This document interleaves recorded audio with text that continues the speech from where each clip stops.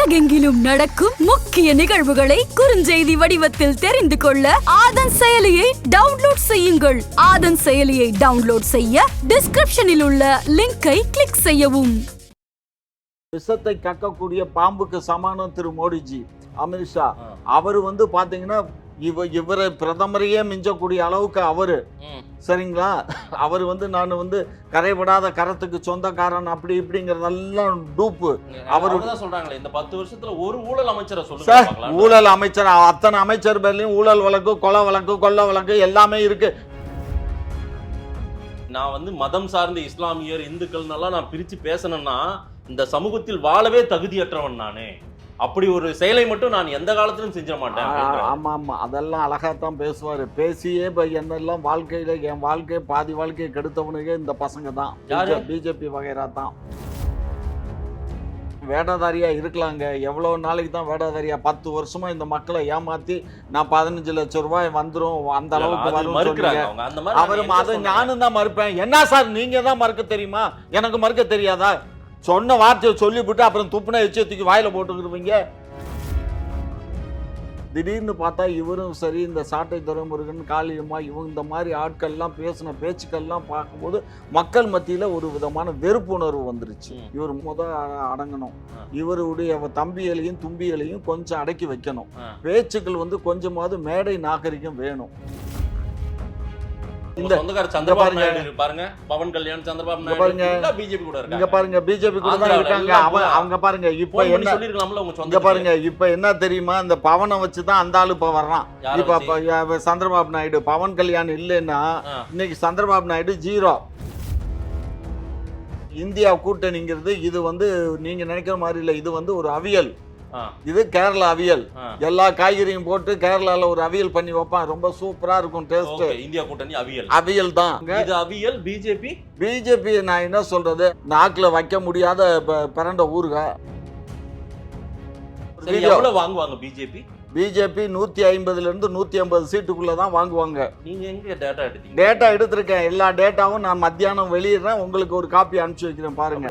இது ஒரு தனி பிரசாந்த் கிஷோர் மாதிரி ஒரு அமைப்பே வச்சிருக்கீங்க. அமைப்பு என்கிட்ட நிறைய பேர் வேலை பார்க்கறாங்க. என்னங்க திடீர்னு இப்படி இறங்கல, ஏற்கனவே உள்ளதுதான், நான் அதை வெளிப்படுத்திக்கல. இப்ப இந்த தேர்தலில் எனக்கு ரொம்ப அவசியமா இருந்தது. ஜோடா யாத்திரைக்கு அப்புறம் காங்கிரஸ் தமிழ்நாட்டில் மட்டும் இல்ல, த்ரூ அவுட் இந்தியாவில் வளர்ந்துருக்கான்னா வளர்ந்துருக்கு. அதை யாராலும் மறக்க முடியாது. வளர்ந்துருக்கிறதுனால தான் இன்னைக்கு செல்வ பெருந்தகை இப்படி பேசுறாரோ. எங்க கூட்டணியில நின்று தான் வெற்றி பெற்றோம். திமுக இல்லைன்னா காங்கிரஸ் இல்லைன்றீங்க தமிழ்நாட்டில், அப்படியா சார்? எங்களுக்கு நான் தான் சொல்றேனே, எக்ஸ்ட்ரா லக்கேஜ் தான் தமிழ்நாட்டில் காங்கிரஸ். ஆதரவாளர்களுக்கு வணக்கம். பல்வேறு துறைகளில் ஆக சிறந்த ஆளுமைகளை சந்தித்து நாம் நேர்காணல் எடுத்து வருகிறோம்.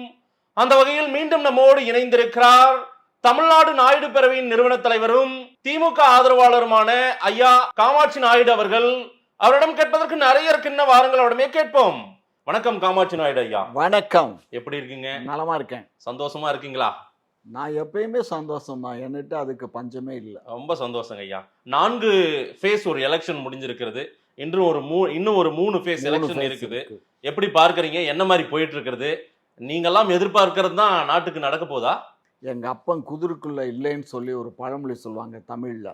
அந்த மாதிரி மோடிஜி தோல்வியினுடைய பயம் நெருங்க நெருங்க அவருடைய பேச்சு வார்த்தைகள் எல்லாம் தரம் தாழ்ந்தி ஒரு சாதாரண குடிமகன் மாதிரி, அதை சாதாரண குடிமகன்லையும் கீழ்மட்ட குடிமகன் மாதிரி பேசுறாரு. ஒரு இது இதுல இருந்தே தெரியுது அவருக்கு தோல்வி பயம் கவ்வி ஆரம்பிச்சிருச்சு. இல்ல அவரு அந்த ஸ்டேட்மெண்ட் இந்த பக்கம் காங்கிரஸ் என்ன சொல்றாங்களோ காங்கிரஸுக்கு பதிலடி தான் கொடுக்குறேன்ற. இல்ல அவரு சொல்வா. ஏன் சார், அவரு என்னது இவ்வளவு தூரம் இறங்கி இவ்வளவு பிரச்சாரம் பண்ணக்கூடிய இந்த பிரதமர் இந்த 10 ஆண்டு காலத்துல எந்த மக்களை சந்திச்சாரு, எந்த மக்களுக்கு என்ன பண்ணாரு? போன தேர்தலுக்கு வந்தாரு, அதுக்கப்புறம் இந்த தேர்தலுக்கு வந்தாரு, வேற என்ன பண்ணாரு? இல்லைங்க, அவர் என்ன சொல்றாரு நேற்றுக்கு, நான் மதம் சார்ந்த இஸ்லாமியர் இந்துக்கள்னால நான் பிரிச்சு பேசணும்னா இந்த சமூகத்தில் வாழவே தகுதியற்றவன் நானே. அப்படி ஒரு செயலை மட்டும் நான் எந்த காலத்திலும் செஞ்ச மாட்டேன். ஆமா ஆமா, அதெல்லாம் அழகாத்தான் பேசுவாரு. பேசியே என்னெல்லாம் வாழ்க்கையில என் வாழ்க்கையை பாதி வாழ்க்கையை கெடுத்தவனுக்கே இந்த பசங்க தான், பிஜேபி வகைரா தான். புரிஞ்சுக்கோங்க. உங்களுக்கு அவங்களுக்கு என்ன என்ன link? நான் தான் பிஜேபியில தானங்க பயணம் பண்ணேன். சரி 2002ல நான் எங்க போனேன்? 2002ல பிஜேபியில தானே அக்டோபர் மாசம் உங்களை 27ஆம் என்ன தேதி. பேசிக்கு எடுத்தாங்க? என்ன இதே தான் கதை சொல்லி சாக்காவா அதுவா இதுவான்னு சொல்லி கதையை கட்டுக்கதையை கட்டி புனையப்பட்ட செய்திகளை சொல்லி பிரெயின் வாஷ் பண்ணி வாழ்க்கையே எனக்கு அழிச்சு எவ்வளோ காசு பணங்களை நான் அழிச்சிருப்பேன். என்னால் கட்சி நடத்த முடியாம பணம் இல்லாம தான் நான் அந்த கட்சியை விட்டு வெளியில போனேன். மறைந்த நம்ம தலைவர் கலைஞர் அவர்களே சொல்லியிருக்காரு, ஆர்எஸ்எஸ் ஒரு திராவிட இயக்கம் மாதிரி, அது ஒரு சமூக இயக்கம். இங்க பாருங்க, சமூக இயக்கம் தாங்க. அந்த சமூக இயக்கத்துல இருந்து வந்தக்கூடிய இந்த பாரதிய ஜனதா கட்சின்னு சொல்லக்கூடிய இந்த கட்சியில வந்து எப்படி எல்லாம் நடக்குது, என்ன செய்யறாங்கிறதெல்லாம் வந்து உங்களுக்கு சார் வெளியில இருந்து பார்த்தா உங்களுக்கு இது தெரியாது சார். உள்ள இருந்து பார்த்தா தான் சார் அதனுடைய இது என்ன தெரியும், அதனுடைய வழி தெரியும். ஆர்எஸ்எஸ் தப்பா சொல்லி கொடுக்குறாங்க. தப்பா சொல்லி கொடுக்கறது மட்டும் இல்ல, இப்ப மோடி சொல்றாருல, அவர் என்ன சொல்றாரு, இந்தியாவை வந்து இந்து ராஷ்டிரமா பிரகடனம் பண்ற அன்னைக்கு தான் எனக்கு தூக்கம் வரும் அப்படின்னு சொல்றாரு. புரியுதுங்களா? அப்ப இது இன்னைக்கு பேர் ஏமி சொல்லுங்க. இல்ல அவரு வந்து இல்ல நீங்க தெலுங்குலயே என்கிட்ட கேக்குறீங்க, எனக்கு தெரியாது தெலுங்கு தெரியாது. அதான் இதுக்கு பேர் என்னன்னு தமிழ்லயும் சொல்றேன். அவரு இந்து ராஷ்டிராவை மாற்றுவோன்னு மோடி எந்த இடத்துலயும் பதிவு பண்ணல. பாருங்க, மோடி சகாக்கள் பதிவு பண்றாங்க. சரிங்களா? பாருங்க, மோடி இந்தியா எல்லாருக்குமான நாடுன்றார். மோடி எல்லாத்துக்குமான நாடுன்னா இவர் ராமருக்கு கோயில் கட்டினாரு, மசூதி கட்டி கொடுத்தாரா? வாரணாசியில வந்து சிவனுக்கு கோயில் கட்டினாரு, அங்க ஒரு மசூதி கட்டினாரா? உங்களுக்கு ஒரு 2 விஷயம் சொல்லட்டுமா? இன்றைக்கு ராமர் மத அரசியல் செய்யறது யாரு, நீங்களா அவரா? அவர் தான் பண்றாரு. இல்ல அவர் கோயில கட்டினாரு, ஏன் மசூதியை கட்டலன்னு கேக்குறதே அது ஒரு மத அரசியல். பாருங்க, அப்படி பேசாதீங்க. ஏன்னு கேட்டீங்கன்னா இன்னைக்கு வந்து ராமர் கோயில்னு சொல்றாங்கல்ல, அங்க இருக்கக்கூடிய முகமதிய முஸ்லிம்கள் எவ்வளவு முஸ்லிம் இருக்காங்க தெரியுமா? இன்றைக்கு கடை வச்சிருக்கவங்க எல்லாமே முஸ்லிம்ஸ் தான். அங்க நான் பலமுறை போயிருக்கேன், நீங்க போனீங்களா என்ன எனக்கு தெரியாது. அங்க இருக்க கடைகள் எல்லாமே வந்து முஸ்லீம் கடைகள் தான். அதே மாதிரி இங்கே எடுத்துக்கோங்க, நம்ம வாரணாசிலையும் எடுத்துக்கோங்க, அங்கேயும் அதே மாதிரி தான் முஸ்லீம்ஸ் தான் அதிகமா இருக்காங்க. ஸோ அங்க முஸ்லீம்ஸுகள் ஓட்டு போடலைனாலே இவருக்கு வந்து வெற்றி வாய்ப்பே குறையும். அந்த அளவுக்கு முஸ்லீம்ஸ் ஸ்ட்ரென்த் ஜாஸ்தி.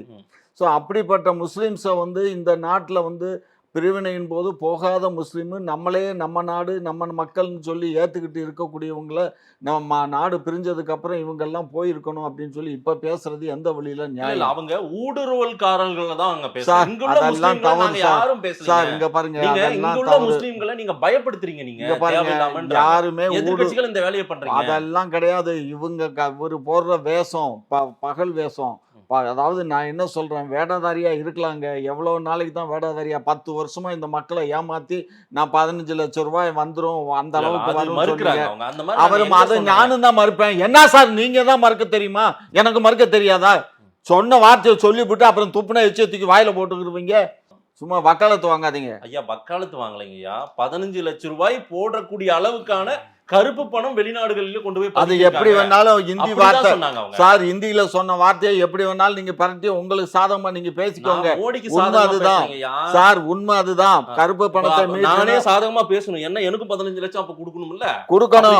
லாஜிக்கா அவர் சொல்லி நான் கேட்டு பாருங்க, அதெல்லாம் நீங்க ஊடகத்துல இருக்கவங்க எல்லாம் அப்படித்தான் நீங்க வந்து ஜால்ரா தட்டுவீங்க. அதை பத்தி எனக்கு கவலை இல்லை. எனக்கு தோன்றதை நான் படிச்சதை நான் பார்த்ததை நான் செஞ்சதை நான் சொல்லித்தான் ஆகணும். சரி, இது வந்து மோடி வந்து எத்தனை முறை இதே சென்னைக்கு வந்துட்டு போனாரு, இந்த தமிழ்நாட்டுக்குள்ள வந்தாரு. இதுக்கு முன்னாடி எத்தனை முறை இந்த தமிழ்நாட்டுக்கு வந்தாரு. அப்ப ஒரு எலெக்ஷன் வந்தபோது மாத்திரம் மக்கள் கண்ணுக்கு தெரியுது, மற்ற நேரங்கள்ல மக்கள் கண்ணுக்கு தெரியறது இல்லை இல்லைங்களா? 2வது, இவர் வெளிநாடுக்கு சுற்றுப்பயணம் பண்ணது அதிகமா இல்ல இந்தியாவுக்குள்ள அவர் சுற்றுப்பயணம் பண்ணது அதிகமா? சொல்லுங்க. எத்தனை லட்சம் கோடிக்கு வந்து அவர் செலவு பண்ணியிருக்காரு? அவருடைய ட்ரெஸ் கோடுக்கு மட்டுமே எத்தனை 1000 கோடி செலவு பண்ணியிருக்காரு? அவருக்கு வாங்கின விமானம் எத்தனை 1000 கோடி வந்திருக்கு? இதெல்லாம் எங்க யார் அப்ப வீட்டு காசு? இது எல்லா காலங்களிலும் எல்லா பிரதமருக்கும் அப்படி கிடையாது. எல்லா பிரதமரும் தனி விமானத்துல பயணம் பண்ணதெல்லாம் ரொம்ப ரேர் கேஸ். புரிஞ்சுக்கோங்க. மக்களோடு மக்களாவே பயணம் பண்ணி மக்களோடு மக்களா தான் பயணம் பண்ண பிரதமர்கள்லாம் உண்டு தமிழ்நாட்டுல, இந்தியால. இப்போ மக்கள் மனநிலை என்னவா இருக்குன்னா அவங்க 400 ஜெயிப்போன்றாங்க. அந்த 400ல நிலையா இருக்காங்க. அமித்ஷா நேத்து வரைக்கும் சொல்றாரு 400. பாருங்க, அமித்ஷா இல்ல, இன்னும் இந்த மோடிஜி இல்ல, எந்த ஜி வந்தாலும் அவங்க ஓவரா பேசியே நாசமா போயிடுவாங்க. அவங்க சாவந்தான் சாவந்தான் என்னுடைய சாவந்தான். நான் வந்து உண்மையான நேர்மையான மனிதனா பவன் கல்யாண் சந்திரபாபு இங்க பாருங்க பிஜேபி கூட தான் இருக்காங்க. அவங்க பாருங்க இப்ப என்ன இங்க பாருங்க இப்ப என்ன தெரியுமா, இந்த பவனை வச்சுதான் அந்த ஆளு இப்ப வர்றான். இப்ப சந்திரபாபு நாயுடு பவன் கல்யாண் இல்லைன்னா இன்னைக்கு சந்திரபாபு நாயுடு ஜீரோ. இன்னைக்கு பவன் கல்யாண் வந்த மாதிரி இப்ப அங்கதான் அந்த ஆளு தான் ஜெயிக்க போறான். அந்த ஆளு தான் பிஎம் காமாட்சி நாயுடு சொல்லி இருந்துக்கலாம்ல. சார் எனக்கு நண்பர் சார், இங்க பாருங்க நீங்க எனக்கு நண்பர் தான். யாரு இவரு நண்பர்? இவருக்கு பவன் கல்யாணத்துக்கு முன்னாடியே வந்து இவரு என்னுடைய நண்பர். யாரு? சந்திரபாபு நாயுடு. அவரு மதுரையில இருந்த சென்னையில இருந்த காலத்துல இருந்தே எனக்கு பழக்கம். புரியுதுங்க? ஆகையினால சந்திரபாபு நாயுடு நல்லவரா கெட்டவரா அப்படின்னா அது வந்து அவருடைய தனிப்பட்ட. நீங்க சொல்ற நாயுடு காரு இதெல்லாம் ஆபத்து. நானே இங்க 2002 வரைக்கும் நான் அப்படிதான் இவங்களை நம்பினேன். என்னையே அவங்க சொல்லிருக்கணும். என்ன நீங்க அப்படி பேசுறீங்க? அவருதான். உங்களுக்கு விஷயம் என்ன தெரியுமா? தெரியாது, சொல்லுங்க. வாஜ்பாய் அரசு காலத்துல இவர் வந்து இவருடைய டேர்ன் ஓவர் முடிஞ்சு போச்சு. யாருக்கு? Chandrababu Naidu as chief minister. அவருடைய டேர்ன் ஓவர் முடிஞ்சு போச்சு. திரும்ப அவர் 6 மாசம் எக்ஸ்டெண்ட் பண்றாங்க. அந்த 6 மாசத்துலயும் சென்ட்ரல் கவர்மெண்ட் தான் நடக்கிறத தவிர எலெக்ஷனை டிக்ளேர் பண்ணல. அதுக்கப்புறம் என்ன பண்றா, இதை எதுக்காக வெயிட் பண்ண சொன்னாருன்னா, ஒட்டுக்க நாடாளுமன்ற தேர்தலையும் சட்டமன்ற தேர்தலையும் ஒட்டுக்க நடத்திடலாம் அப்படின்னு சொல்லி தான் வாஜ்பாய் சொல்லி அத்வானி எல்லாம் பேசி தான் அதை பண்ணாங்க. நான் இருந்ததுனால சொல்றேன், நானும் பக்கத்துல இருந்தேன். அதுக்கப்புறம் திரும்ப ஒரு 6 மாசம் எக்ஸ்டெண்ட் பண்ணாங்க. 1 இயர் ஆச்சு. வேற வழி இல்லை. அதனால என்ன பண்ணாங்க, வாஜ்பாயுடைய ஆட்சி மொத்தம் 5 வருஷத்தை கம்ப்ளீட் பண்ணல. புரிஞ்சுக்கோங்க. இடையிலேயே அந்த ஆட்சியை கலைச்சாச்சு. கலைச்சிட்டு இந்த டேர்ன் ஓவர் வந்த உடனே சேர்த்து வச்சுதான் எலெக்ஷன் நடத்தினாங்க. அந்த எலெக்ஷன் நம்ம திமுக தானே ஆதரவு கொடுத்தது. அதானே எது திமுக ஆதரவு கொடுத்தது? யாருக்கு? வாஜ்பாய்க்கு ஆதரவு. வாஜ்பாய்க்கு ஆதரவு கொடுத்து நாங்க வாபஸ் வாங்கிட்டோம். வாபஸ் வாங்கி அவரும் அந்த கவர்மெண்ட்டை இது டிஸ்மிஸ் பண்ணி நாங்க வந்து கவர்மெண்ட் இது பண்ணிடுறோம். பண்ணிட்டு மறுபடியும் எலெக்ஷனுக்கு கால்பார் பண்ணிட்டாங்க. 4.5 வருஷத்துல கால்பார் பண்ணியாச்சு. 4 வருஷம் 7 மாசமோ என்னமோ கால்பார் பண்ணியாச்சு. அதோட சேர்த்து தான் அப்ப எலெக்ஷன் நடந்தது.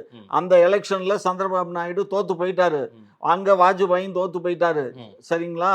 அப்போ வந்து மன்மோகன் சிங் ஆட்சி வந்துருச்சு. புரிஞ்சுக்கோங்க. ஸோ ஆகையினால இந்த அரசியலை பொறுத்த மட்டிலும் ஓரளவுக்கு வந்து நானும் அதையே ஊறி கிடக்கேன் சின்ன வயசுல இருந்து. யாரு எப்படிப்பட்டவங்கன்னு எனக்கு நல்லா தெரியும். ஆனா விஷத்தை கக்கக்கூடிய பாம்புக்கு சமானம் திரு மோடிஜி. அதே மாதிரி அவர் இருக்காரு, இன்னொரு உள்துறை அமைச்சரா இருக்காரு பாருங்க, அமித்ஷா. அவரு வந்து பாத்தீங்கன்னா இவரை பிரதமரையே மிஞ்சக்கூடிய அளவுக்கு அவரு. சரிங்களா? அவர் வந்து நான் வந்து கரைபடாத கரத்துக்கு சொந்தக்காரன் அப்படி இப்படிங்கறதெல்லாம் டூப்பு. அவரு சொல்றாங்களே இந்த 10 வருஷத்துல ஒரு ஊழல் அமைச்சரை சொல்லுங்க. ஊழல் அமைச்சர் அத்தனை அமைச்சர் பேர்லயும் ஊழல் வழக்கு, கொலை வழக்கு, கொள்ள வழக்கு எல்லாமே இருக்கு. இப்ப நாமினேஷன் ஃபைல் பண்ணது கூட எடுத்து பாருங்க. என்ன பேசுறீங்க? இப்ப கூகுள்ல தட்டி பாருங்க. ஆட்சியில என்ன ஊழல்? 7.5 lakhs ஊழல், லட்சம் ஊழல்னு சொல்லிட்டு சொன்னது அவனை என்ன பண்ணீங்க? சிஏஜில வேலை பார்த்த ஆளுகளை பூரா என்ன பண்ணீங்க? அப்ப ஒழுக்கமான நீ இருந்தா அவன் உன் மேல குற்றச்சாட்டு வச்சு அவனை வச்சிருக்கணும்ல. எதுக்கு நீ அவனை மாத்துற? எல்லாம் ஃப்ராடு, உலகமாக ஃப்ராடுன்னா இதே பாரதிய ஜனதா கட்சி ஆட்சி தான். இதுல ஒண்ணும் மாற்று கருத்தே வேண்டாம். மக்களை வந்து அதான் நான் தான் சொல்றேன், ட்ரைனிங் கொடுக்குறான். எங்களுக்கு பிஜேபி RSS ட்ரைனிங் கொடுக்குறான். இந்த RSS ட்ரைனிங் வந்து நான் தான் சொல்றேனே, நானே 4 சாக்கா முடிச்சிருக்கேன்னு. இந்த ட்ரைனிங் வந்து மக்களை எப்படி வந்து மடைமாற்றம் பண்ணுவது, மக்களை வந்து மடைமாற்றம் பண்ணுவதுதான் பிஜேபி. மக்கள் சாமானிய மக்கள் எங்களுக்கு ட்ரைனிங் கொடுக்குறான். இங்க பாருங்க, அங்க இருக்க நிர்வாகிகளுக்கு பூரா எப்படி மக்களை மடைமாற்றம் பண்ணுவதுன்னு ட்ரைனிங் கொடுக்குறான். நம்மளும் அந்த மாதிரி ட்ரைனிங் கொடுக்கலாம்ல இந்தியா கூட்டணி. இங்க பாருங்க, நம்ம தலைவர்களும் இங்க பாருங்க, இந்தியா கூட்டணிங்கிறது இது வந்து நீங்க நினைக்கிற மாதிரி இல்ல. இது வந்து ஒரு அவியல். இது கேரளா அவியல். எல்லா காய்கறியும் போட்டு கேரளால ஒரு அவியல் பண்ணி வைப்பான். ரொம்ப சூப்பரா இருக்கும் டேஸ்ட். இந்தியா கூட்டணி அவியல் தான். இந்த அவியல் தான் நாங்க கூட்டி நல்லா டேஸ்ட் நல்லா இருக்குன்னு மக்கள் விரும்புறாங்க. இது அவியல். பிஜேபி நான் என்ன சொல்றது, அது வந்து நாக்குல வைக்க முடியாத பிறண்ட ஊறுகாய்.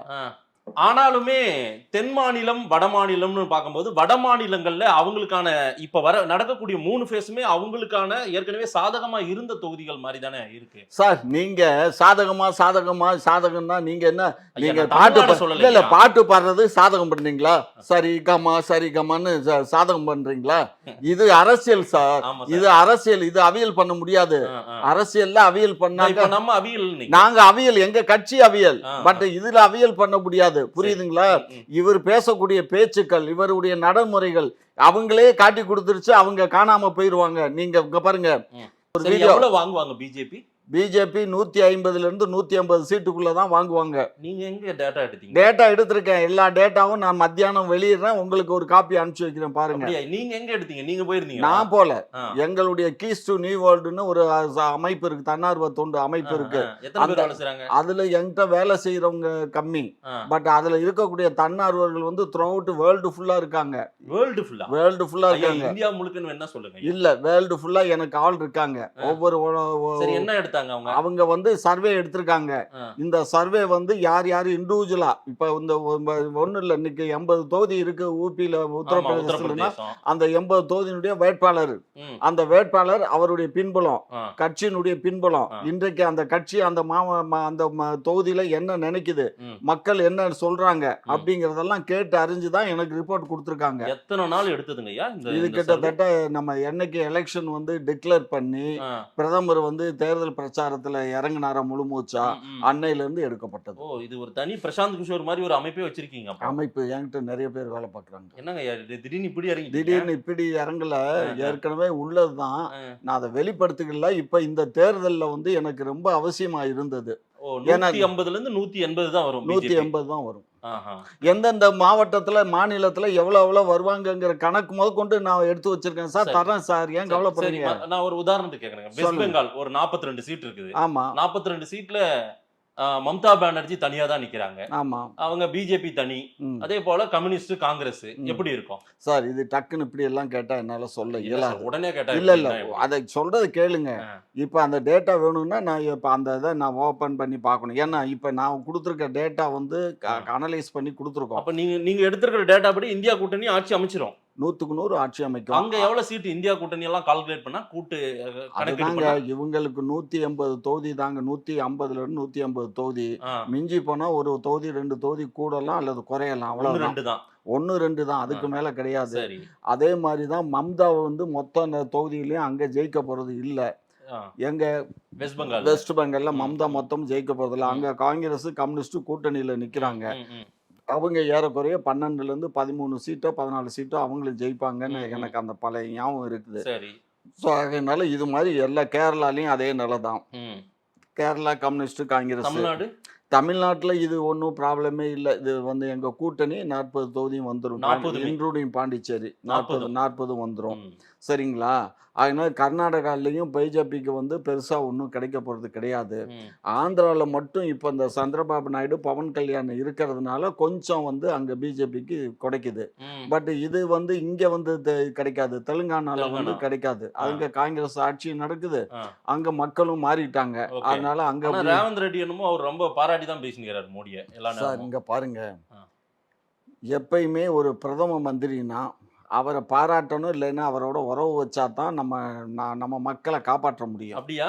ஆமா. இல்லைன்னா நம்ம எடப்பாடி அதை பண்ணும்போது நம்ம என்னென்ன பேர் வச்சோம் அவருக்கு? என்ன பேர் வச்சோம்? அடிமன்னோ சார். அடிமைன்னா நம்ம அதாவது நியாயமா கேட்க வேண்டியதை கேட்கணுமா இல்லையா? கேட்க வேண்டியதை கேட்கணுமா இல்லையா? அது கேட்க கூடாதா? இவர் அடிக்கடி அவரை போய் பார்த்துட்டு வராரு, அவங்க வாசல்லே நின்று இருக்காங்க அப்படின்னு நம்ம எடப்பாடிக்கு பேர் வச்சோம்ல. நீங்க ஒரு நம்ம நாடாளுமன்ற உறுப்பினர்கள்லாம் இவர் இருக்கும்போது நம்ம நாடாளுமன்ற உறுப்பினர்கள்லாம் போய் 2 நாள் 3 நாள் காத்துட்டு இருந்தாங்க. அப்பாயின்மெண்டே கொடுக்கல. யாரு? பிரதமர் மோடி. திரும்பி வந்தாங்க. ஞாபகம் இருக்கா இல்லைங்களா? DMK MP. ஆனா டிஆர் பாலு பாராட்டுறாரு. இங்க பாருங்க, பாராட்டினார், நான் பார்த்தேன். இங்க பாருங்க, ஒரு விஷயம், ஒரு மனிதன் பாராட்டுறத பத்தி நீங்க ஐயா, தனி ஒரு மனிதன் இல்ல, நாடாளுமன்ற குழு தலைவர், திமுக நாடாளுமன்ற குழு தலைவரா இருக்கலாம். நாடாளுமன்ற குழு தலைவரின் சார்பாக பாராட்டல, இண்டிவிஜுவலா தான் ஒரு பாராட்டுறாரு. நீங்க அப்படித்தான் எடுத்துக்க. இப்ப காமாட்சி நாயுடு பேச்ச வந்து காமாட்சி நாயுடா தான் எடுத்துக்கணுமே தவிர திராவிட முன்னேற்ற கழகத்தினுடைய கொள்கையினுடைய முடிவுன்னு எடுத்துக்காதீங்க. அப்படி நான் எடுத்துக்கல. அப்புறம் என்னுடைய அடையாளமா வந்திருக்கீங்க. திமுகவுடைய அடையாளம் தான். நான் அந்த கட்சியில இருக்கேன், இந்த கட்சிக்காரன், அந்த கட்சி வேஷ்டியை கட்டுறேன், அந்த கட்சிக்கு ஆதரவா பேசுறேன், ஆகையினால எல்லாமே எங்க தலைமையினுடைய முடிவுன்னு சொல்ல முடியுமா? நீங்க முடிவு இல்ல, ஆனா டிஆர் பாலு சொல்ற முடிவு, பேச்சு எல்லாமே அது திமுகவுக்கு போகுது. அது அல்ல, அப்படி அல்ல. நீங்க அப்படி எடுத்துக்க வேண்டிய அவசியம் இல்ல. சரி, சரிங்களா? நீங்க ஒரு விஷயம் நல்லா புரிஞ்சுக்கோங்க சார். இந்த தேர்தலை பொறுத்த மட்டும் மக்கள் வந்து சரியா இருக்காங்க, மக்கள் சரியா தான் வாக்களிப்பாங்க. வேற ஏதாவது தவறான வழிகள்ல வந்து ஏதாவது பண்ணுனா தான் இவருக்கு வந்து மாற்றா வர முடியுமே தவிர நேர்மையான வழியில வர முடியாது. ரெண்டாவது இன்னொரு பிளான் போட்டிருக்காங்க. அதை வந்து சுப்பிரமணிய சாமியே சொன்னாரு. தனி தனி மெஜாரிட்டியில வந்து 180 200 தொகுதிக்குள்ள இவங்க வந்துட்டாங்கன்னா ஃபர்ஸ்ட் இவங்கள தான் ஆட்சி அமைக்க கூப்பிடணும்.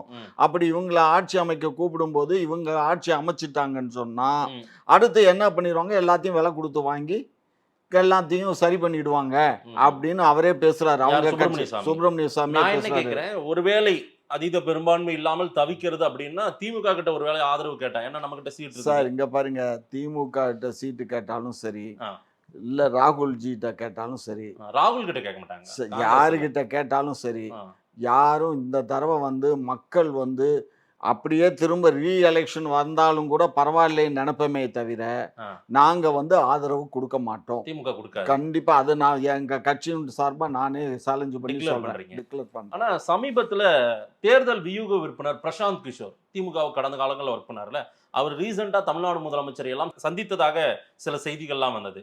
அப்போது இந்திய நிலவரம், தேர்தல் நிலவரத்தை பத்தி நிறைய பேசினதாகவும், அதுல வந்து பெரிய சிங்கிள் மெஜாரிட்டி பிஜேபி தான் வரப்போகுது, ஆனால் அதீத பெரும்பான்மை ஆட்சி அமைக்கிற அளவுக்கு அவங்க வருவதற்கான வாய்ப்புகள் கொஞ்சம் பிரச்சனையா தான் இருக்குது, அப்படி ஏதேனும் சிக்கல் ஏற்பட்டால் நீங்க ஆதரவு கொடுங்க அப்படின்னு அட்வைஸ் சொல்லிட்டு போனதாக சிலர் சொல்றாங்களே, அப்படி செய்திகளா வருது. ஐயா, நீங்க ஒரு விஷயம் நல்லா புரிஞ்சுக்கோங்க. நடக்குதுன்னா பறக்குதுமா, இல்ல ஓடுதுமா, இதை நம்பாதீங்க. சரி, பிரசாந்த் கிஷோர் அந்த ஆளை வந்து சிஎம் பார்த்திருந்தாருன்னா இது அத்தனை பத்திரிகையிலும் வந்திருக்கு. இன்னைக்கு ஒரு பிரபல வார இதழ்ல இன்னைக்கு ஒரு கட்டுரையாவே வந்திருக்கு, சந்தித்ததாகவும் ஈசிஆர்ல வீட்டுல சந்தித்ததாகவும், தனியா போய் சந்திச்சு பேசினாங்க. இவருக்கு மாத்திரம் கூட்டிட்டு போய் லைட்டை போட்டு நீ மாத்திரம் பாத்துக்கோன்னு சொன்னாரா? என்ன பேசுறீங்க? சரி, தமிழ்நாடு முதலமைச்சரை சந்தித்ததாக செய்திகள், சந்திச்சாலும் எங்களுக்கு அதை பத்தி கவலை இல்லை சார். இதே பிரதமர் கூட வந்து பார்க்கலாம் சார், எனக்கு ஆதரவு கொடுங்க, ஸ்டாலின் வந்து பார்க்கலாம், எங்களுக்கு ஆதரவு கொடுங்க, நாங்க எங்களுக்கு கம்மியா இருக்க ஆதரவு கொடுங்கன்னு கூட வந்து கேட்கலாம். அது கேட்கறது அந்த மாதிரி சிக்கல்கள் இருக்குன்றீங்களா? ஆமா சார், அவங்க 150 சீட்டு வந்துட்டாங்க. நீங்க சொல்றது 150 ஐயா, நீங்க சொல்றதுதான் நடக்குமா என்ன? நான் சொல்றதுதான் நடக்குமான்னு நான் மட்டும் சொல்லல. நீங்க இங்க பாருங்க, இது வந்து மக்களுடைய கருத்துங்க, காமாட்சி நாயுடோட கருத்து அல்ல. அதேதான் மக்கள் கருத்துன்னு அவங்க இங்க 20% வருவோம்னு சில சர்வேக்கள் விட்டாங்க. நான் வந்து பிரதமர் ஆக போறது இல்ல, நான் உள்துறை அமைச்சர் ஆக போறது இல்ல, நான் வந்து நாடாளுமன்றத்துல போய் நிக்க போறது இல்ல, ஜனாதிபதி தேர்தல நிக்க போறது இல்ல, நான் எதை பத்தியும் கவலைப்பட போறது இல்ல. உண்மை என்னவோ நிலவரம் என்னவோ கள நிலவரத்தை தான் நான் பேச முடியும். ஆனா அவங்க தரப்புல 400ன்றாங்க, 300ன்றாங்க, சார் இங்க பாருங்க, 50ன்றாங்க. சார் இங்க பாருங்க, அவங்க தரப்புல சொல்றது எல்லாமே கட்டுக்கதைகள், புனையப்பட்ட செய்திகள். நீங்க சொல்றது ராகுல் ஏதாவது சொல்றாரா? ஏங்க, இப்ப ராகுல் இந்தியா கூட்டணி வெற்றி பெறும்ன்றாரு, ஒரே வார்த்தை தான் சொல்றாரு, அவ்வளவுதானே சொல்றாரு. இது மனிதனுக்கு அழகு. அவர் ஜோடா யாத்திரைக்கு பின்னாடி காங்கிரஸ் அவரை வந்து என்ன சொல்றாரு, பால் குடிக்கிற பையங்கிறாங்க, பப்புன்றாங்க. இல்ல இப்ப இளவரசர், அதான் பால் குடிக்கிற பையன்ல இருந்து இப்ப இளவரசர் ஆயிட்டாரு இந்த 3 வருஷத்துக்குள்ள. சோ ஆகையினால அவருக்கு வந்து இந்த ஜோடா யாத்திரைக்கு அப்புறம் காங்கிரஸ் வந்து தமிழ்நாட்டுல மட்டும் இல்ல த்ரூ அவுட் இந்தியால வளர்ந்துருக்கான்னா வளர்ந்துருக்கு. அதை யாராலும் மறக்க முடியாது. வளர்ந்துருக்கிறதுனாலதான் இன்னைக்கு செல்வ பெருந்தகை இப்படி பேசுறாரோ. செல்வ பெருந்தகை பேசுறது வந்து நீங்க வந்து ஒரு தனி கட்சி, இது காங்கிரஸ்ங்கிறது தனி கட்சி. திராவிட முன்னேற்ற கழகங்கிறது தனி கட்சி. சரி. அவங்க கட்சியில வந்து அவரு போய் காமராஜர் சமாதியை பார்த்தேன், அங்க பூரா சுத்தம் இல்லாம புல்லுங்கில்லுமா முளைச்சு கிடக்க, ஒரு தண்ணி கூட கிடையாதுன்னு சொல்லி பேசுறாரு. இவர் இவ்வளவு நாளா எங்க போனாரு? யாரு? செல்வ பெருந்தொகை நான் சட்டமன்ற உறுப்பினரா இருக்காரு. ஆமா, ஆமா. அவரு இவ்வளவு நாளா வந்து காமராஜர் பிறந்த நாள் வந்துச்சு, இறந்த நாள் வந்துச்சு, இதுக்கெல்லாம் போய் அவர் சமாதியில பார்த்து மலர் வளையம் வச்சுட்டு வந்தாரா? வச்சாரா சார்? வச்சிருப்பாரு. வச்சிருப்பாருன்னா அன்னைக்கு எல்லாம் பார்த்திருப்பாருல. இல்ல, இனி அவங்க என்னன்னா புதிய ரத்தத்தை பாய்ச்ச வேண்டிய நேரம் வந்துருச்சு காங்கிரஸ்க்கு. சார் இங்க பாருங்க, திமுகவோடு விலகுவதற்கான ஒரு புள்ளிய நாட்டை எடுத்து போட்டிருக்காரு. இங்க பாருங்க, நீங்க தப்பா போச்சு பேசுங்க. அவர்தான் சொல்றாருங்க, டெல்லியில காங்கிரஸ் ஆட்சி, தமிழ்நாட்டிலயும் காங்கிரஸ் ஆட்சின்றாரு. இங்க பாருங்க, ஒவ்வொருத்தருக்கும் வந்து அவங்கவங்க கனவு காண்றதுல என்ன தப்பு? நேத்து கூட எனக்கு ஒரு கனவு வந்துச்சு. நான் வந்து இந்தியாவுடைய குடியுரிமையை ரெஃப்யூஸ் பண்ணிட்டு நான் அமெரிக்கனுடைய குடியுரிமையை வாங்கிட்டு அங்க போய் செட்டில் ஆனதா கனவு வருது. அதெல்லாம் நிஜமாயிடுமா? ஜோ பைடனை பார்க்க போறீங்க? ஜோ பைடனை பார்க்கல, அங்க போய் செட்டில் ஆன மாதிரி எனக்கு. ஏன்னா இப்ப என்னுடைய நண்பர் அங்க இருக்காரு இல்லையா, நெப்போலியன் அங்க இருக்காருல்ல, நெப்போலியன், அது மாதிரி நம்ம, ஆமா, அது மாதிரி நம்மளும் அங்க போயிடலாமா அப்படிங்கிற மாதிரி போறீங்க. அவர் என்னத்துக்கு நான் போய் இன்ட்ரி எடுக்கிறேன்? அவரை என்ன இன்ட்ரி எடுத்தா பத்தாதா? அவர் இருக்க நிலை என்ன, நாம என்ன இருக்கோம்? பேசுறாருங்களா உங்ககிட்ட? தேவைப்பட்டா பேசுவேன். பேசுவீங்க. அமெரிக்க குடியுரிமை வாங்கி அமெரிக்கா போகணும்னு உங்களுக்கு இல்ல, ஆசை இல்ல, கனவு. கனவு. நீங்க ஆனா செல்வ பெருந்தகை கனவு அப்படி கிடையாது. 57 ஆண்டு காலமா நாங்க ஏமாந்தது போதும்ன்றாரு. சார் நீங்க ஒரு விஷயம் நல்லா புரிஞ்சுக்கோங்க, அவர் சொன்னது கருத்து தப்புன்னு நாம சொல்ல வரல. சரி. ஏன்னா ஒவ்வொரு காங்கிரஸ் கட்சி தலைவர்கள் வரும்போதும் ஒரு கூட்டம் போடுவாங்க. அந்த கூட்டத்துல அவருக்கு ஒரு பாராட்டு விழா பண்ணுவாங்க. அப்ப அவர் பாராட்டு முடிஞ்ச உடனே அவங்க பேசுவாங்க, அந்த தலைவர்கள்லாம், நம்ம வந்து இவ்வளவு நாளா வந்து ஏமாளியா இருந்துட்டோம், இனி வந்து நம்ம கூட்டணிங்கிறதே இருக்கக்கூடாது, நம்ம தனியா நின்று நம்ம ஜெயிக்கணும், இல்ல நம்ம தலைமையில தான் கூட்டணி அமையணும். ஏன்னா நமக்கு பேசுறாங்க, அது செயல் வடிவில் அவங்க கொண்டு வராங்கன்னா என்ன பண்ணுவீங்க திமுக? செயல் வடிவில் இதுவரை வரல. நீங்க நான் என்ன சொல்றேன், இந்த 57 வருஷத்துல செயல் வடிவத்துக்கு வரல. இப்ப 57 வருஷத்துக்கு அப்புறம் எங்க கூட்டணியில இருந்து தான் அவர் இப்ப எம்எல்ஏவா உள்ள உட்கார்ந்துருக்காரு. சரிங்களா?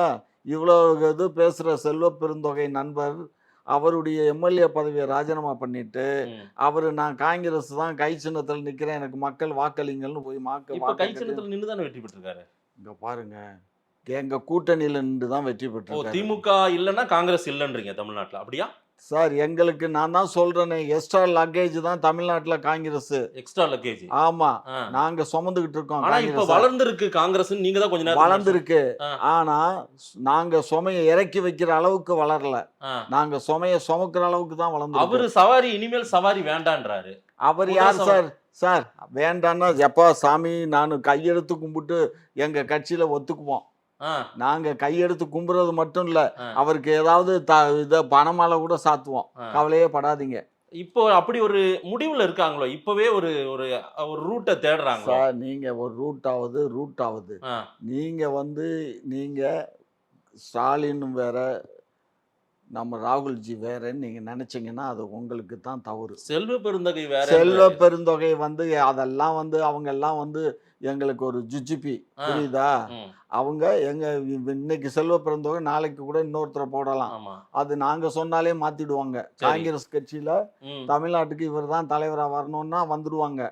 எங்களுடைய செல்வாக்கு அப்படித்தான் காங்கிரஸ். ஆனா எங்களுக்கு உரிய மரியாதை கிடைக்கல கூட்டணியில எல்லாம், நிர்வாகிகள் எல்லாம் வருத்தப்படுறதா அவர் சொல்றாரு. ஆமாங்க, எவனுமே கதர் சட்டையை போட்டுக்கிட்டு கதர் வேட்டியை கட்டிக்கிட்டு கொஞ்சம் கூட கசங்காம அப்படியே காரை விட்டு இறங்க வேண்டியது, பந்தாவா அப்படி நான் பார்த்துட்டு அப்படியே பார்த்துட்டு அப்படியே காரை ஏறி போயிட்டாக்க இவனுங்களை வச்சுக்கிட்டு நாங்க என்ன வேலை பார்க்கறது? எந்த யாரு மதிப்பா?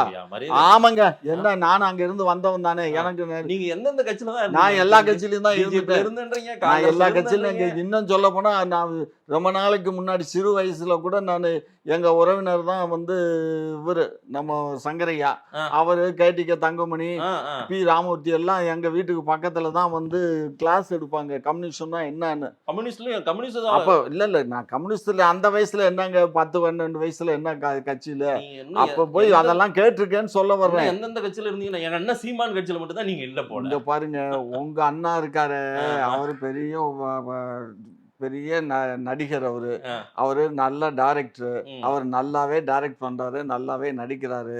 அவரு திரைப்படம் நல்லாவே ஓடும். அவர் இப்ப எதுவும் படம் நடிக்கல. இப்ப அரசியல்ல அரசியலே ஒரு படமா தான் அவர் பார்க்குறாரு, படமா தான் எடுக்கிறாரு. நீங்க அரசியல் வேற, சினிமா வேற, அவரை பிரிக்காதீங்க. சரி. ரெண்டும் அவருக்கு ஒண்ணுதான். விஜய் அரசியலுக்கான வேலைகள் எல்லாம் தொடங்கி விட்டது. ஆமா ஆமா விரைவில் விஜய் வருகிறார். ஆமா. விஜய் வருவதால் எந்த கட்சிக்கு பாதிப்பு இருக்கும் அப்படின்னு சில டேட்டாஸ் எல்லாம் எடுத்துட்டு இருக்கிறதா சொல்றாங்க.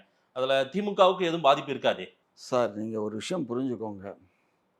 திமுகங்கிறது வந்து தொண்டர்களால் பின்னப்பட்ட ஒரு வலை.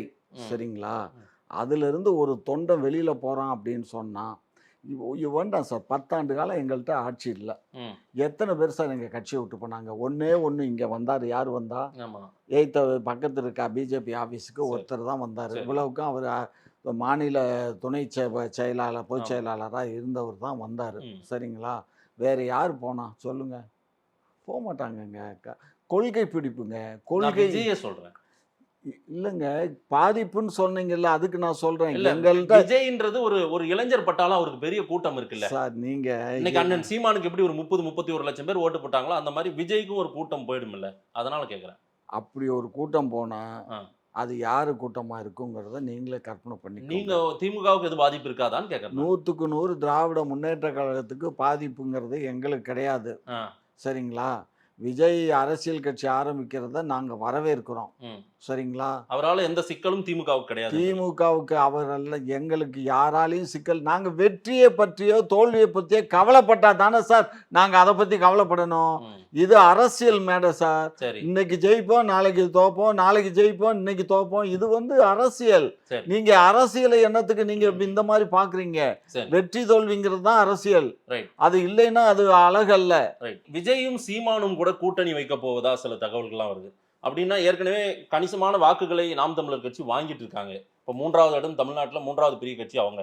விஜயோட சேர்ந்தா அது ஒரு பெரிய பலமா போயிடும் இல்ல? நீங்க நான் ஒரு எபிசோட்ல பேசியிருக்கேன், இந்த குக்குங்கிற சேனல்லையோ அல்லது நகர்வுலையோ பேசியிருக்கேன். நீங்க அதையே அப்படியே கேட்குறீங்க. இல்லைங்கய்யா, நான் என்ன வீடியோ பார்க்கல. இல்லை, நான் என்ன சொல்லியிருக்கேன்னா 2026ல் சீமான் தலைமையில் கூட்டணி அமையும். அப்படி கூட்டணி அமைஞ்சா வெற்றி வாய்ப்பு பெறுவதற்கு வாய்ப்புகள் உள்ளதுன்னு சொல்லியிருக்கேன். சீமான் வெற்றி பெறுவார். வெற்றினா அதிகாரம் முதலமைச்சர் ஆயிட்டு வரா? அப்படியா? திமுகவுல இருந்து சொல்றாங்க. அது திமுகல இருந்து சொல்றாங்க. அது என்னத்துக்கு? அப்படியெல்லாம் ஒன்றும் இல்லை. உண்மையை பேசுறதுக்கு நாங்க தான் அங்க பாருங்க. நாங்க வந்து எதை பத்தியும் கவலைப்படலை. எங்களுக்கு வந்து நாங்க மக்களுடைய நலனே எங்களுடைய நலன்னு நாங்க பாக்குறோம். எங்க அண்ணா சொன்னதுதான், மக்களின் தீர்ப்பே மகேஷின் தீர்ப்பு. நாங்க மக்களை தான் நம்பி இருக்கோம். எங்களுக்கு மக்கள் வாக்களிப்பாங்க, நாங்க வெற்றி பெறுவோம். அதாவது சீமான் கூட்டணி வச்சா கட்டாயம் வெற்றி பெற்று விடுவார். கூட்டணி வச்சா அவர் வெற்றி பெறுவதற்கு வாய்ப்புகள் உள்ளது. கூட்டணி தான் அதான் விஜயோட இருக்கும்ன்ற தகவல் வருது. ஆனா திமுக அதிமுகவோட அவர் சேர மாட்டாங்க. ஆனா நீங்க ஒரு விஷயம் நல்லா புரிஞ்சுக்கோங்க. சொல்லுங்கய்யா. விஜய் வந்து சீமானுடைய கூட்டணிக்கு வருவாருன்னு யார் சொன்னா? அவர் மைக்கெல்லாம் காட்டாருன்னு இப்ப எடுத்து கொண்டாடிட்டு இருந்தாங்க. பாத்தீங்களா நாடாளுமன்றத்துல? எங்க கட்சி மைக்க தாங்க காட்டாரு. பாருங்க, சின்னத்தை காட்டாரு. எனக்கு உள்ள லிங்க் நான் வெளியில சொல்ல வேண்டிய அவசியம் எந்த லிங்க் உங்களுக்கு? அது எந்த லிங்கா இருந்தாலும் நான் எனக்கு ஒரு லிங்க் அனுப்புங்க. நான் அதெல்லாம் ஊடகத்துல பேச வேண்டிய அவசியம் இல்லை. நான் இப்ப சொல்றேன், 100க்கு 100 விஜய் வந்து சீமானோட கூட்டணி வரமாட்டார். அப்ப யாரு கூட வைப்பாரு சீமான்? அது யாரோட வைப்பாரோ, அது எப்படி வைப்பாரோ அதை பத்தி எனக்கு என்ன தெரியும். நீங்க சொல்றீங்க கூட்டணி வச்சா அவரு. உங்களுக்கு அப்படி சொன்னா தானே சார் உங்களுக்கு சந்தோஷமா இருக்கும். நீங்க தானே, ஆமா நீங்க தானே பேசும்போது அண்ணன்ல சொன்னீங்க சீமானு. கூட ஐயா மரியாதைக்குரிய மேன்மைமிக்க உதயநிதி ஸ்டாலின் அண்ணன் தான் சொல்லுவேன். எங்க அண்ணன் உதயநிதி தான் சொல்லுவேன். அதெல்லாம் அண்ணன் தான் உதயநிதி. நீங்க எப்படி உங்களுக்கு சந்தோஷமா இருக்குமோ அதுக்காக அந்த வார்த்தையை நான் சொன்னேன். சந்தோஷத்துக்கு மக்கள் நீங்க மக்கள் இங்க பாருங்க, காமாட்சி நாயுடு என்ன சொல்றாருன்னு கேக்குறாங்க பாருங்க. மக்கள் வந்து நான் சொல்றதாங்க, அவரு வந்து அவர் தன்னைத்தானே அவர் தூய்மைப்படுத்திக்கணுங்க. அவர் திரு சீமான் அவர்கள் வந்து தன்னைத்தானே பக்குவப்படுத்திக்கணும். அரசியல் என்பது எனக்கு அவர் ஜூனியர், அது வரை என் மாப்பிள்ள, அதெல்லாம் வேற விஷயம். ஆமா அதெல்லாம் வேற விஷயம். ஆனா அவர் தன்னைத்தானே பக்குவப்படுத்திக்கணும். அரசியல்ல மேடைகள்ல ஏறின உடனே ஏதாவது ஒரு உணர்ச்சி வசப்பட்டு தவறான வார்த்தைகளை கொட்டிடக்கூடாது. இந்த முறை வந்து அவர் பேசின பேச்சுகள் எனக்கே பிடிக்கல. ஆரம்ப காலத்துல அநேகமா அவங்க 2ஆம் இடம் வர்றதுக்கு கூட சான்சஸ் இருக்குன்னு நான் பல ஊடகங்கள்ல பேசிக்கிட்டு இருந்தேன். திடீர்னு பார்த்தா இவரும் சரி, இந்த சாட்டை துரைமுருகன், காளியம்மா, இவங்க இந்த மாதிரி ஆட்கள்லாம் பேசின பேச்சுக்கள்லாம் பார்க்கும்போது மக்கள் மத்தியில் ஒரு விதமான வெறுப்புணர்வு வந்துருச்சு. ம்.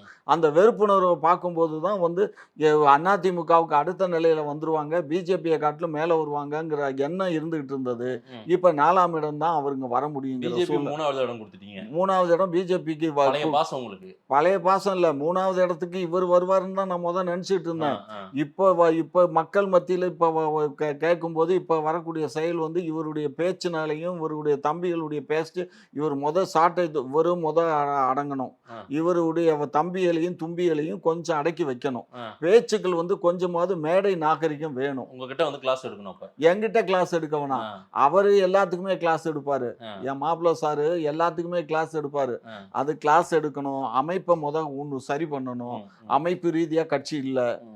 இப்போ நீங்க சொன்னீங்களே விஜய் வந்து ஏயோ பியோ அமைப்பு ரீதியா பொதுச் செயலாளர்னு ஒருத்தரை போட்டான், பொருளாளர்னு ஒருத்தரை போட்டிருக்கான், ஒரு ஆட்சிக்குழு செயற்குழுன்னு அமைக்கிறாரு. ம். அது மாதிரி ஒரு பைலாவை தயார் பண்ணி கட்சியை வந்து ஸ்ட்ராங் பண்ணணும் சார். ம். எந்த ஒரு அமைப்பா இருந்தா கூட நம்ம ஒண்ணும் இல்லை, ஒரு தொழில் பண்ணணும்னா கூட என்ன பண்றோம், ம். ஒரு பைலா தயார் பண்றோம், ஆமா. அதை நம்ம இல்ல, கம்பெனிக்கு அவங்க அனுப்புறோம். அப்படி அந்த ஒரு அமைப்பு இப்பதான் ஒருங்கிணைப்பாளர், அதே போல அதெல்லாம் சும்மா ஒருங்கிணைப்பாளர்கள், பேச்சுல தான் இருக்குது, ஆ. அதெல்லாம் நடைமுறையில கிடையாது மாவட்ட பொறுப்பாளர்னு போட்டு சார். செய்யறாங்க. அதுவே ஒரு 30 லட்சம் ஓட்டு வாங்கிட்டாங்கல்ல. சார். இங்க அதைத்தான் சொல்ல வர்றேன். அவர் வந்து இதை இன்னும் முறைப்படுத்தி இதை கரெக்ட் பண்ணியிருந்தாருன்னா அவர் ஆட்சியை பிடிப்பாருன்னு தானே சொல்றேன் நான். ஓகே. அவர் வந்து இன்னும் உட்காந்து இப்போ இந்த எலெக்ஷன் வந்த உடனே அநேகமாக நாங்கள் என்னன்னு உங்களுக்கு சொல்றேன். அடுத்து இந்த 4ஆம் தேதிக்கு எங்கள் ஆட்சி வந்துடும். எங்கள் ஆட்சி வந்ததுக்கப்புறம் நான் என்ன எப்படி பண்ணுவார் அவர், எப்படி பண்ணணும்னு நான் சொல்கிறேன். 4ஆம் தேதி உங்க ஆட்சி வந்துரும். ஆமாம், பதவியேற்பு விழாக்கு போக போறீங்க. பதவியேற்பில் நாங்கள் 8ஆம் தேதியா அல்லது 12ஆம் தேதியாங்கிறது இன்னும் டேட்டே நீங்க முடிவாகல. குறிச்சிட்டீங்க ஐயா. ஆமாம் ஆமாம், நீங்க ஒரு முடிவோட இருக்கீங்க.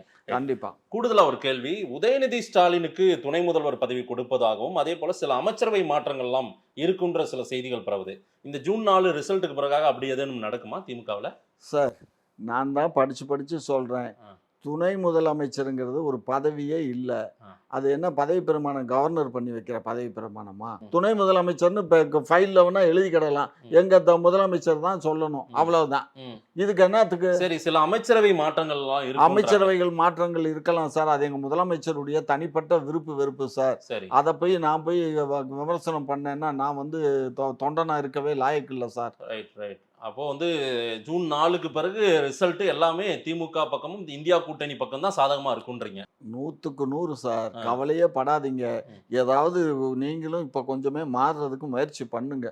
நிறைய விஷயங்கள் நீங்க சொல்லியிருக்கீங்க, மக்கள் என்ன சொல்றாங்கன்னு பார்க்கலாம். நேரில் வந்து நேரம் கொடுத்து பேசிட்டு நன்றி காமாட்சி நாயுடு ஐயா. வணக்கம்.